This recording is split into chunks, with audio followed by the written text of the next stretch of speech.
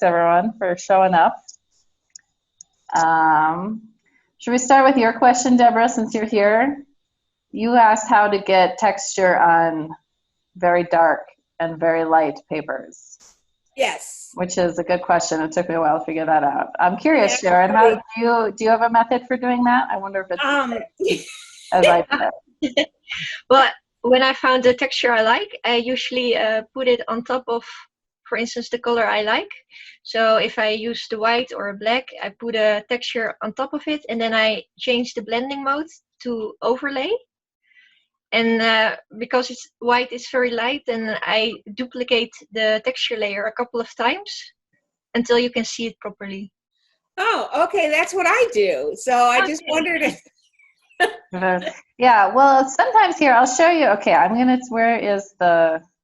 I wonder if this is one of those things where there's probably multiple ways, because I know the way I do it is pretty similar. Okay, I'm going to turn my screen on here, guys. I think I read your tutorial, Marissa, so I probably do it. Yeah, and I think, who told me how to do that? I don't know. It might have been, someone told me here, but I'll do it here for the, hopefully my computer holds out. It's been kind of, sometimes it gets slow and confused. All right. So usually what I do is I just use these textures that Elif has. She has these paper textures, so like that, that's pretty easy. Can you see what I'm doing? Mm-hmm. Yes, it looks great. So, but then, the white doesn't always show up well. So usually what I'll do is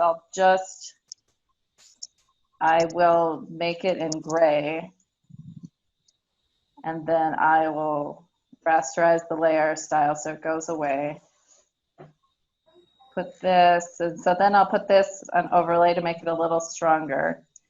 And then, let's see here, then the key is to make this white. So I'm going to change the hue. How do you do this when you're not,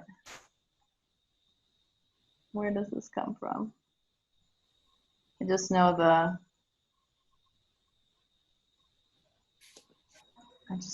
it's Control U brings this up. And then I'll just drag this as far as I can to make it as white as I can while still having some texture. So like about there. And then I'll merge them. And then I'll just use the same white texture for everything. So I'll clip that to any, like if I have a pattern, instead of coloring the pattern, I'll just clip this white layer to it. Yeah, that's pretty much how I do it. Does that make sense, Deborah? Yeah, it does. Are you tracking with what I just did?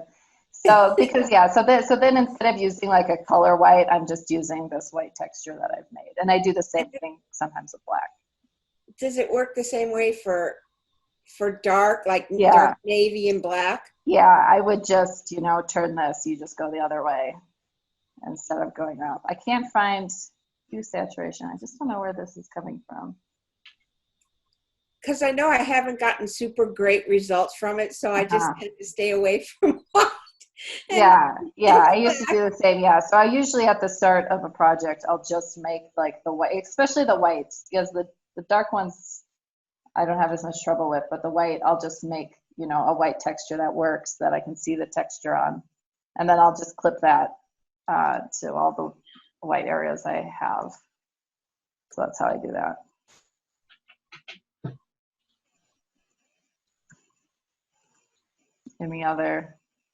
Anything else to clarify with that for you? No, that's it's good to know that I was on the right track. Yeah. Well, and depending on your white, you could also just look for a white that shows texture, make it a little more gray. Yeah. Because like a true white is never gonna show a texture. So, all right. Well, usually when I choose white for my color palette, it's usually just off white, yeah, just a little. Yeah, just a little off.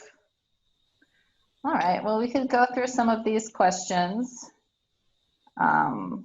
And so we had one about saving high resolution photos. Does anyone do anything for Like when you're saving like a preview image, do you sharpen it at all or do anything? I do. Do you, Sharon? Not very often. Sometimes with the layouts, but not really the previews. Not the previews, yeah. So how do you sharpen it? I never bother with that. So I saw something on a blog from another designer. I do unsharp mask, and it's, sorry, I gotta actually look it up because I can't remember. I want to say, let's see, that's a filter, right? Sharp. I'm using Photoshop Elements, so it might be a little different, but I do unsharp mask. Okay. And it's, the settings are kind of weird. It's amount is 150%, and then the radius is 0.3. Right. All right. Okay. I find that it gives it just enough of a. It was just a little sharpen. Yeah. Okay, I'm gonna take a picture of that and save it. I did a designer challenge years and years ago. Well, not years. I mean, maybe 8-10 years ago, and I ended up with an action that runs and it does a whole bunch of things. Like it takes my 3600 by 3600 and it shrinks it down to different sizes depending on what size I need it, and it sharpens and it makes it all the colors pop, and it's amazing. And I have no idea. I think it's just called Export 600 by 600. And I don't even remember where I got it, but yeah, I think it just, but I do remember that it has something like unsharp mask is one of the steps in there. Okay. Yeah, well, I took a screenshot of those settings Rachel mentioned, so I can. I want to say, actually, here I found, just so I give credit, it's Celine Studio. Okay. That's where I got that. Oh, is that a leaf? Yeah. All right. So, and then, oh, well, this was a fun one. This was, how did you start designing? And then, like, what, if you have any tips for getting better? So, do you have any? Sharon, I'll start with you. How did you get started? Well, way back when I started with paper scrapping, and then I made a switch to digital scrapbooking, and was just making layouts for my own personal scrapbooks. And then suddenly I noticed some elements were missing that I wanted to use. So I started to make my own elements, and then slowly I kept creating more and more and more. And also the Pixel Scrapper block trains really motivated me to make more designs. Yeah, it just slowly rolled into it, actually.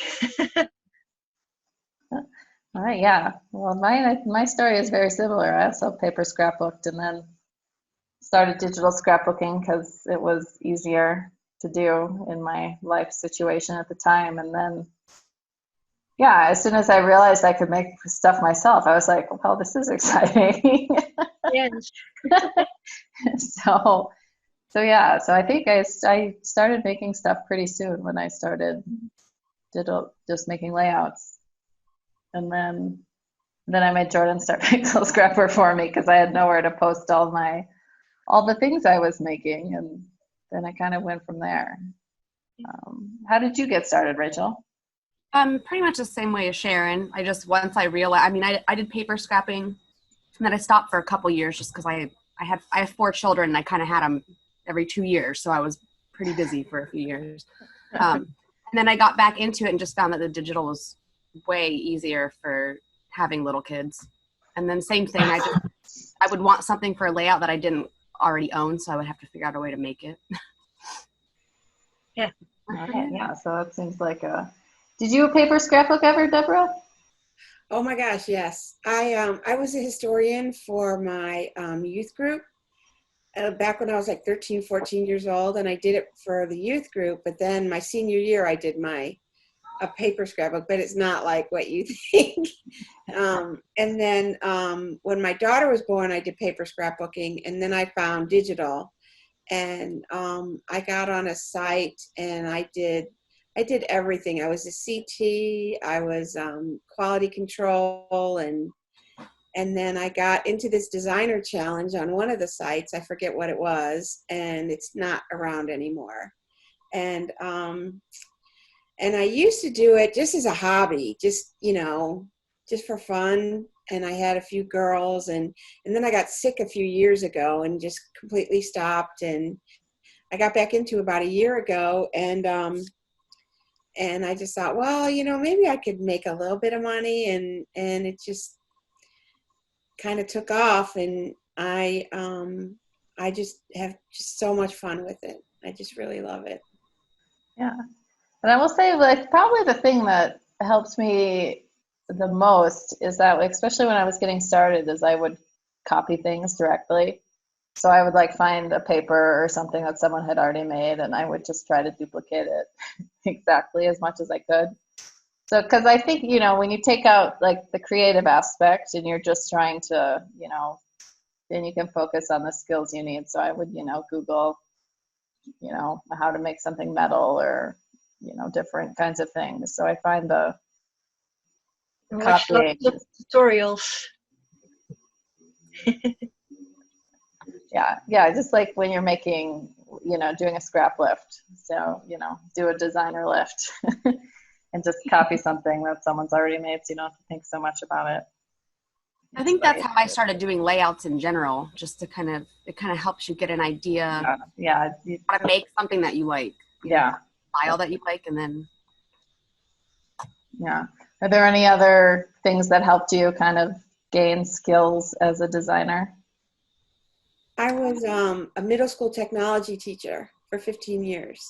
And so I taught Photoshop and Illustrator. And so then I kind of thought that was another thing that was like, oh, well, I could do this and I could make my own scrapbooking stuff. And then, you know, it just kind of all kind of blended together. My daughter got older. She was in high school, and there was just like way too much time on my hands. So I was like, I had so many people say to me, you know, start doing what you want to do. You know, you don't have to be following, because she got her driver's license. And then I was really feeling useless. So, and that's when everybody said, you know, you get to have your life back now. And then that's when I started. I guess it was around 2011. Yeah. Okay. So, Yeah. it's fun. Anyone else have any? Yeah. I think it's just a matter of just trying and just keep on improving yourself. Yeah. Just doing it a lot makes it improve a lot also. You have a lot of time. Yeah. Time and practice. All right. Do any of you use an iPad with Photoshop? I don't. No, actually not. No? Okay. So sorry, Trish, we can't answer your question about the iPad. If people are interested in the iPad, we could I know some people who do a lot on the iPad, so we could have a dedicated, if there are people interested, let me know, because we could find people who can answer those questions. How would you have enough room? For me, like, now that I've gotten kind of serious about this, just in the last, just since this coronavirus, I've had so much time on my hands, so I've gotten a lot more serious about this. And I have an old iMac, and I'm connecting it to my new iMac because I've just totally run out of space. Yeah. On my computer, so I don't even know how you could do it on an iPad. Yeah, I think it's more of I don't think you're storing a lot on there. They're probably, you know, using the cloud to store stuff. But yeah, it is a small screen still too. So I don't know, but I know people certainly make layouts on the iPad. I feel like somebody mentioned iPad Pro, and isn't that one a little bigger? Yeah. Bigger. It might be a little bigger. I don't know. My screen is 17 inches, so that's me. I have two screens and they're huge. So okay. Yeah. Imagine. I missed my second screen, but yeah. Like, yeah. So yeah, I guess that the limitations would maybe be the size of the screen. We've decided without having one. Yeah. I don't even know if I could go back to one screen. Yeah, it's a challenge. That's why it's nice. At least with the 17 inches, I can double. It's almost. I can have a little corner here, so I can look at two things. Sure, because it's corner to corner, right, for the size. I think so. Yeah, I think it's Mine's like 24 inches each one. They're big. Is But my it husband is nice, IT, so he's hooking you up. yeah. Yeah. Is it nice, Rachel? Because I just, the last couple days, I was just finding between my email and my browser and Illustrator and Photoshop, it was just click, click, click, click, back and forth and going over and Finder. It was just like, It's the difference between trying to scrapbook like on a desk from a school versus like your whole dining room table. I mean, it's gonna have lots. I mean, I can even watch, YouTube or Netflix on one part of the screen. That's what I used to do when I had two screens. I used to just watch a lot of TV on the second one. Like my main screen is usually just my Photoshop, and then my side screen is usually half like Pixel Scrapper or whatever I'm looking at, and the other half is like a video playing. Yeah, no, having a second screen is definitely helpful if you're serious. oh, I do have a question. Yeah. So I was uploading some stuff to the Commons, and I did find that I used the ID number of the graphic or whatever it is that I use to give it the attribution. Mm-hmm. But for some reason, when I would try to put the attribution in the little field, it wasn't taking it. I don't know. That's probably a question. You should probably take a screenshot if you can of what's happening and then post it for Thani to look at. Were you putting a graphic or were you trying to put a kit in? Yeah, it does have to be a graphic. It won't take a kit. Oh, okay. I didn't know that. Yeah, And, it does have to be, yeah. Okay, and I do admit that I have been so excited about being able to get into the Commons that I haven't been able to fully absorb all the information, and the information you all post is amazing. It's so good, and so I'm sure it's probably in there somewhere, but yeah, that makes a lot of sense. Okay, yeah, we'll try that, then let us know if it's still not working. Okay. Thani can help you if there's some technical issue. Perfect. Yeah. Hi, Mello. Hi. All right, we're working through some questions here. If you have anything you want to add, just let us know. No, I'll just be here sneakily listening. No, probably just you learn something new. Yeah. Because I have to go read to my kids in 5 minutes or something like that. Okay. Well, thanks for saying hi. Okay. Okay, so then we had some questions about grayscale images, different ways to color them. So I was just going to mention that I do use a lot now. Elif has this. Is my screen still sharing or did it stop? It's still up. No, it's still there. So can you see I'm on Pixel Scrapper here? Can you see it? Oh, no, you're on your Photoshop. You should see the Photoshop. Okay, I think I told it to only share the okay, I'm just gonna stop and then I'm gonna start again. Okay, so now I think everything is here. Can you see everything now? You have a lot of notifications. Okay, yeah, I never look at those. Okay, so anyway, so I was just going to mention that Elif has this nice action here, which is pretty easy to use. It has a lot of different steps. So I use this a lot now.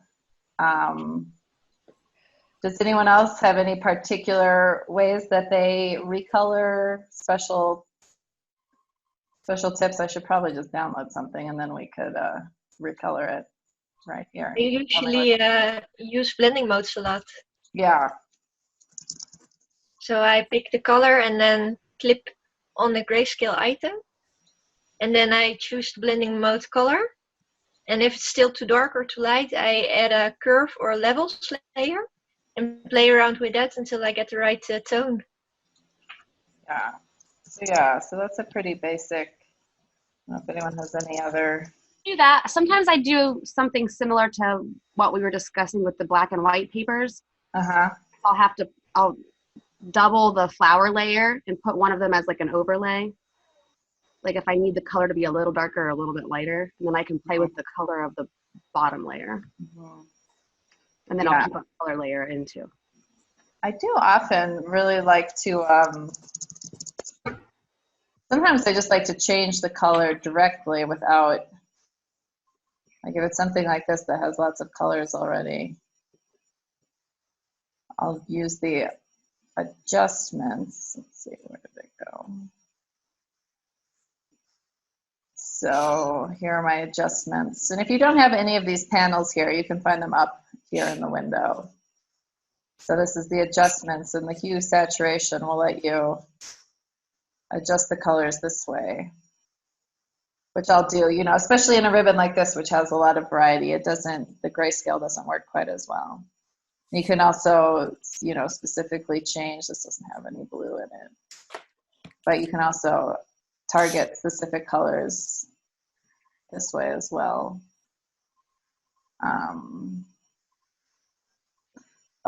And there was also a question about recoloring something that has like a center.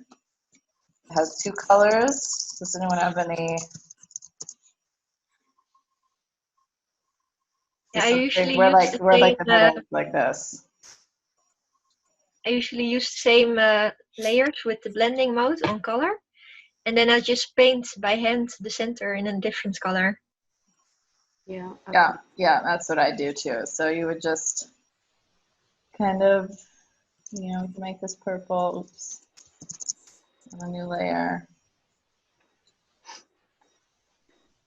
And then, yeah, the thing is to color it, because sometimes I'll use the color layer multiple times, but you want to just paint, you know, this layer first here, just like that with the brush, and then you can duplicate it as much as you want to make different. So you can get your colors just so. Yeah, so far we seem to be in agreement. Haven't learned anything new yet. All right, additional color. Okay, and Kathy here, I think, Kathy, if you're just trying to print out things, yeah, we just open up, it sounds like you're doing this, open up a new canvas and do it 8.5 by 11, you know, or A4 if that's what you're printing on. And then I would just drag everything in here. So I've got a couple things here. And depending on, you know, so if we pretend this here is a tag, I was working on for my creative challenge today. So you can either just drag everything out separately if you're going to print it and then cut it out. Oh, my computer's lagging. Or, you know, if you want to create, yeah, so if you're trying, so depends on what you want to do. Oh, here we go. So I would just drag everything here. So everything will come in when you drag it in as its own layer. And then you can just space it out. Or if you want to print, you know, you could also make your collage ahead of time if you want to make a little layout to print. You can layer them up like that. It just kind of depends on what kind of end result you want. But just even in Photoshop Elements, they should all just come in. If you open up whatever items you want to print, they should just each come in as their own layer. And then you can space them out as you want. And then you can print. On one page. It does not. So yeah, so I'm not exactly sure, Kathy, where it should work. Yeah, maybe you are just printing out one embellishment at a time, and then it might print out too large. Like if I try to print this from here, that might look, yeah, it'll make it very large, depending. So you probably do want to bring your elements into Photoshop Elements and kind of arrange them and then print them out. Okay, does anyone else? I think that was a pretty, not a lot to discuss on that question. Yeah, I am curious though about how people go about making elements. Do you have a process that you go, or is it like what do you do, Sharon, when you're starting with your making elements? Well, usually when I start designing a kit, I always start with the papers first. So first the patterns and the papers, and then I just look at what kind of embellishments would look good with those papers. And yeah, I do use a lot of templates and recolor them also, or just cut a little piece of an embellishment and use that, and just cut and paste them together. And sometimes I also like to photograph or scan some things in, and just yeah, digitize them and extract them to make my own templates or embellishments. Okay, okay. Do you have any methods, Rachel, for making elements? Same way. I haven't done much extracting here lately because my husband just ordered me a light box. So I'm waiting for that to come so that I can just have a nicer outcome. But once that comes, I'm hoping I can be busy extracting everything. That's and I usually the most difficult things, I think, to get the lighting right. When you photograph something, you always have those hard shadows. Yeah, and I'm totally not good at it. So, and then I usually like certain elements that I find that I make a lot, like flare, for instance. I keep a PSD file that's already layered, and I literally just have to go in and change the colors and add graphics to the flare or whatever. But elements have been a struggle for me. I definitely prefer making papers. So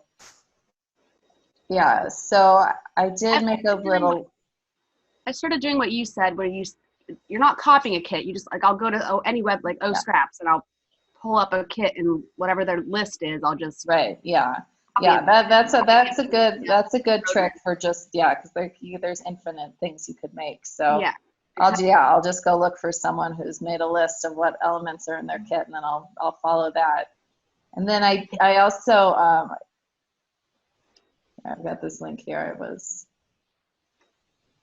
I like to make. It helps to make a layout with your kit, and then you notice if something is missing to add to your layout, and then just see what you would like to add yourself. Yeah, that's a good point. It took me a while to realize I should just make the things that I want to use in my own kit. So there are some things that like I always like a nice flower. I always like paint splatters. There are always things that so you should if you're not making layouts.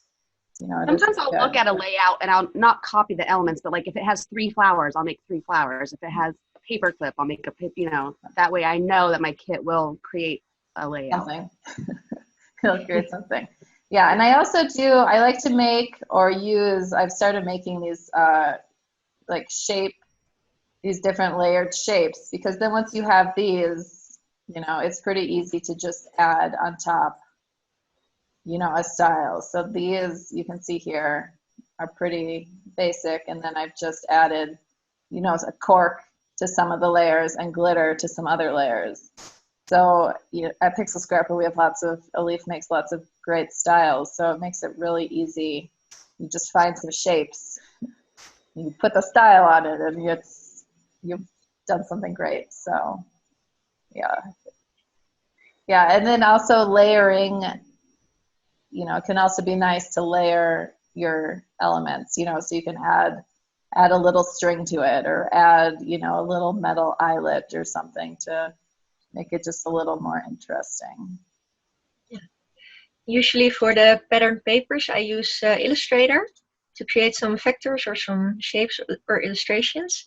And then I often use the same kind of illustration I use for the pattern paper also as a separate element, like a sticker or a stamp or something like that. Yeah. Or put a tile on it to make it into an enamel pin or something wood. Yeah. Yeah. Any other element tips? I just try to save stuff. So later, just try to, if it's something I find that I keep making, I just try to save it so I don't have to completely redo it from scratch. Yeah.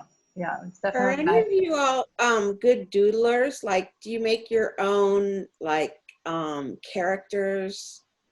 I will maybe occasionally, I make something. I don't do a lot of theme scrap, like designing, but I might occasionally, like I'm working right now on the June blog train, so I tried to draw a cabin. It worked out kind of okay. But I'm not great at it, so it's something I'd like to be better at. I do like to doodle a bit in Illustrator, but then you get a lot of geometric shapes. And I often also like the doodles that are more realistic, like hand drawn. But I don't do that very often, but it's something I would like to do more actually. Yeah, it's definitely, an area for I could work on. Yeah, I have a tablet and I just can't. It's hard. I can't make myself sit down and just practice. Yeah, no, it's one of those things. It's like, I just need to practice So that. frustrating. I don't do it. Yeah. So, but it is, even if you're bad at drawing like I am, you can get away with doing a decent amount in Illustrator because, either making things out of shapes or just, using their pen tools, it will probably turn out better than you think it will. Yeah, it's very I'm forgiving. usually impressed with what I do based on how much skills I know I have at drawing. So it is, even if you're a terrible drawer, you could still try Illustrator. You might be surprised. I've never used Illustrator, so I don't know. Well, you should use Illustrator, especially for making patterns. I was like, why was I using Photoshop for so long for this? You should check out Illustrator. I wonder if I can find, because I don't do the subscription. Okay. I have Photoshop Elements, which I can't break myself from it. And then I also have the Creative Suite 6, Photoshop CS6. I've been trying to make myself use it, but so yeah, I don't know anything about Illustrator. Yeah, no, it's definitely worth learning a bit, especially for making patterns because it's not hard. And once you start with Illustrator, you can never go without. Yeah, exactly. Yeah. Here, I'll show you. I'm gonna make a pattern right now, so you can see how easy it is. No, I don't want that. Yeah, that would be good. Show me that. Can you still buy the software like not subscription? Do you know? I don't know. I mean, I'm sure you can buy like older versions. You can buy I looked up for a friend the other day, and you can buy the older versions, but they're not supported. Like, you can't get any technical support. And there's user forums that you can get into, and they can support, they can help. But the features that you get now from CC, it's outstanding compared to because I think the last time they had software you could buy was like 2013. So, I mean, if you have a college student, or if you're a teacher, you can get it for like $10 or $20 a month. I was using my student, which I really shouldn't be because I'm not technically a student anymore, but I can still get my email. So I was doing that, but I found I wasn't using it enough. It just felt like a waste of money, and I just really wasn't using it. Yeah. I'm a teacher at university, so I could, via the university, have a license also for the Creative Cloud software. No. All right. Can you still see my screen? Yes. Okay. So I'm just gonna make a polka dot pattern here. So here, I'm just drawing this circle. I'm gonna make it black so you can see it. And then we just come up here. I have to remember where it is. Pattern, make a pattern. Look, it already made a pattern for me. That was very easy. But then you can also come here, you know, if you want to make it like an actual, you know, polka dot. I don't like how high that is. That is a lot easier. Yeah, I do it's use a lot the, easier. I'm not lying to you when I say it's a lot easier. And then, yeah, so if I like that one, I just say I'm all done. And then I can just, you know, fill it. I will say the part that I don't know that I'm doing my best is getting the pattern out of Illustrator. There, look, I made a polka dot pattern in 1 second. Yeah, what you can do is you just save it. No. You go to you export it. Yeah. So I find that often when I export it, it'll have a very faint line where the pattern repeats. Really? So the best I do is I usually do the save for web, which seems like it shouldn't be the way to do it, but that's how I do it. And then I just type in the pixel size here. That's the best. Yeah, because I find when I do it the other, like just with the regular export, I just like export here as a PNG. It will sometimes have a very faint line where the pattern might meet. So I don't know. If anyone has something to tell me about that, I'd be willing to listen. I do see that sometimes, and then when I select them all, and then by I'm not sure what's it called, by layer options, you can merge all layers, Mm-hmm. and then it disappears often. I'm not Yeah. sure. Do you like duplicate the layer and put them like merge two together? Yeah. Okay. Yes. Yeah, I do that sometimes. So, all right, let's see. Is there any other? Oh, make a grungy edge. Is Mello still there? Mello, did Mello leave? She's more of a grungy. She probably just paints in real life though, so that's not very helpful. I think you can use a lot of different brushes, Yeah. and then just paint around it digitally to create an edge, and then also play around with blending modes maybe. Mm-hmm. Yeah. Any other? Do you have any other? I was just gonna look for. yeah, that's how I'll just stamp the paint around the edge. Yeah, let's see here. I thought I had some brushes that were kind of edgy.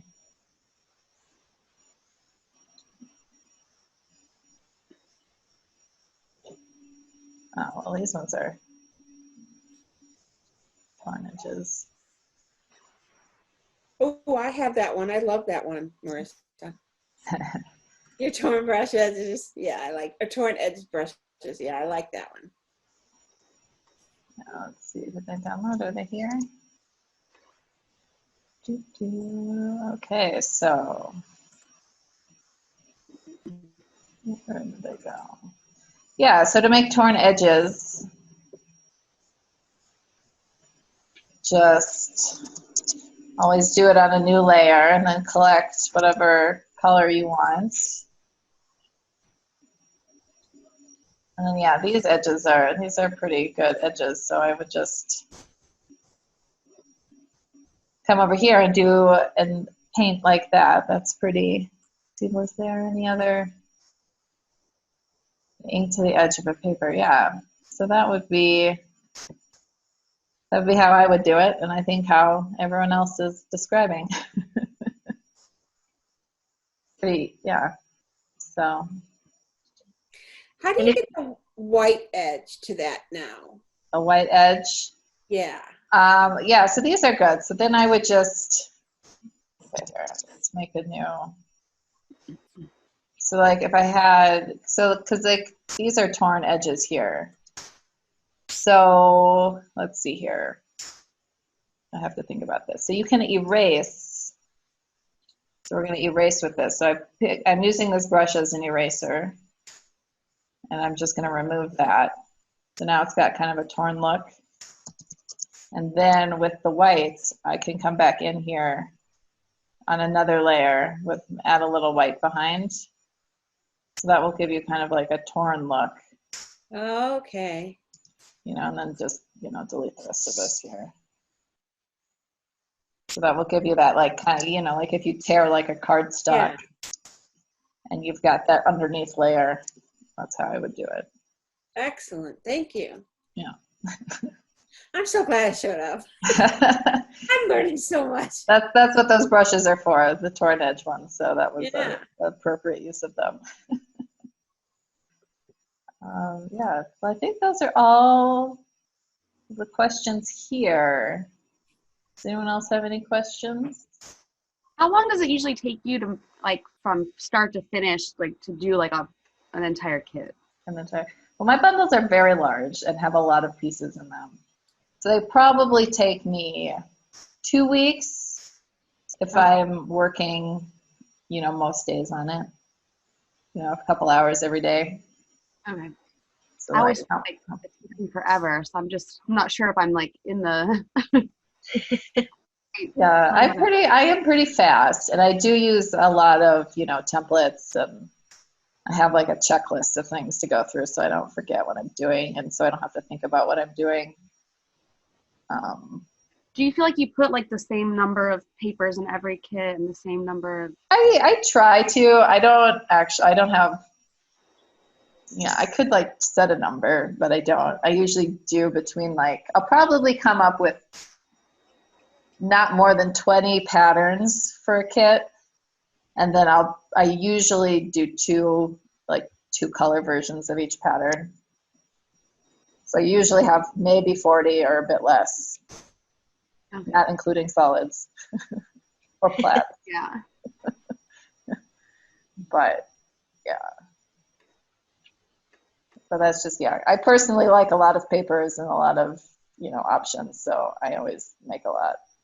Me too. I noticed in the beginning I always spend a lot of time just deciding which colors I would use for which patterns. And then someday I just decided to just include some alternates, and that made my life a lot easier. Yeah. I'm like, I don't think everyone really minds if I have two of this. Yeah, or if I spend the time and make a really interesting pattern, then I like to, you know, I'll do different, because you can resize it very easily in Illustrator. That's one of the nice things about it. So you can make it giant, you can make it tiny. So I do often, you know, I'll maybe include a few. If I make a big floral pattern or something, How do you guys feel like you stay up on like trends, or do you feel like you do? I don't know if I do or not. I mean, I do look at a lot of stuff, you know, so I'm on Instagram a lot and things. So I'm guessing that if something's really trendy, I'll probably pick it up eventually. It'll make its way in. Yeah, probably just looking on Instagram is how I stay connected. But, yeah. You know, I'm always worrying that a lot of my kits eventually look a lot the same or a bit similar. So I always try to include some different styles or some different textures or some different kind of elements to differentiate a bit. Yeah. Yeah, and I get a lot of inspiration just looking around at the web and other kits to see maybe some new ideas for textures or kind of elements. Yeah. I feel like that's what I do. Just kind of look at the world around me. Yeah. See what's around. I have teenagers too, so I usually have a little You got a connection point. a little bit.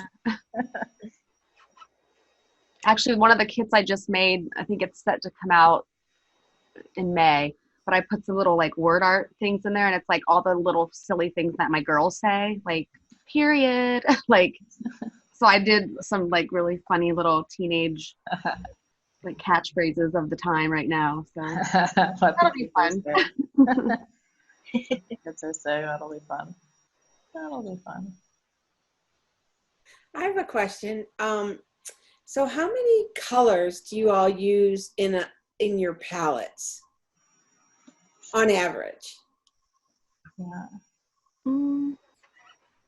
It depends a lot. It's very different. If I trying to make a small like mini kit, then I often also use a smaller color palette.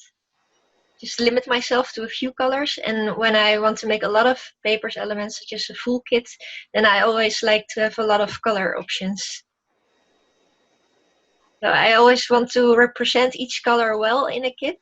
So if I just want to make a small mini kit, I just limit myself to a few colors so they're all represented equally without going overboard.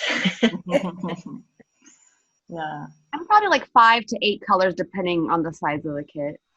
And I usually have an open file that I'm building my preview as I'm making everything, so that I don't have to go back and redo it all.